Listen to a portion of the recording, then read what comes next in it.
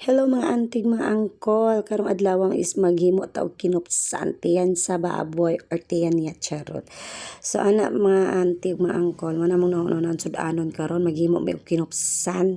So ako nagyong hiwa ang tiyan ni ay tiyan day sa baboy mga antig angkol. O pero dagko kay siya giwa no pananaw jud nako dagko ra gyud kay siya. Dapat amo nang gagmay-gamay yun para masakto ra gyud sa amo kay bali 300 ra ba kay nang tiyan sa baboy ano napalit mga angkol. So ako jud na siyang giwa-hiwa na sakto ra gyud siya ka dagko. Unya ako na siyang gihugasan mga anting mga angkol og maayo kay ato na siyang iluto unya taud-taud so ang daggoy ni inde nagluto. So human na og hugas mga anting mga angkol ato na siyang patuluan para matulo-tulo to iyahang tubig na gikan sa tiyan niya, tiyan sa baboy di ay. Og diha mga antig mga angkol nagpainit ko og kalaha, haha.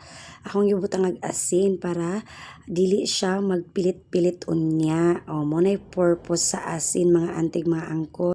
Tama-tama lang pud ang ibutang na asin mga antig mga angkol ha basig maparat na kaayo inyong karne pero wala na ko ibutangan og asin ang karne mga antig mga angkol.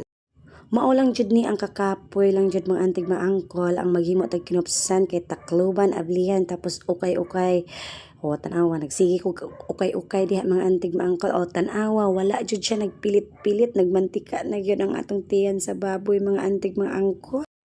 Magsige lang jud kag ukay-ukay ana mga antig mga angkol para mapantay og luto mga antig mga angkol. O tanawa o hapit na gyud siya magpula-pula hapit na maluto. Charot dugay pagani. Magsige lang jud kag ukay-ukay ana mga antig mga angkol unya ukay-ukay lang jud o jud ka jud. Kapoy sige ukay mga antig mga angkol oy kay nasakit na kaya ni akong bukton sig inukay pero okay ang nakidala exercise para mo nipis-nipis ni atong mga bukton mga antig mga angkol kay magwa na gyud ni diet ni ako adiri mga antig mga angkol. Unya naara ang atong ginapaabot maantig maangkol nagpula-pula na gyud siya unya nagbutang jud ko og isa ka buong ahos ako ra na siyang gitunga wala na gipanitan kay mudogang og humot o tanawa nagimo na mig tuyo o tara mga una ta mga antig mga angkol.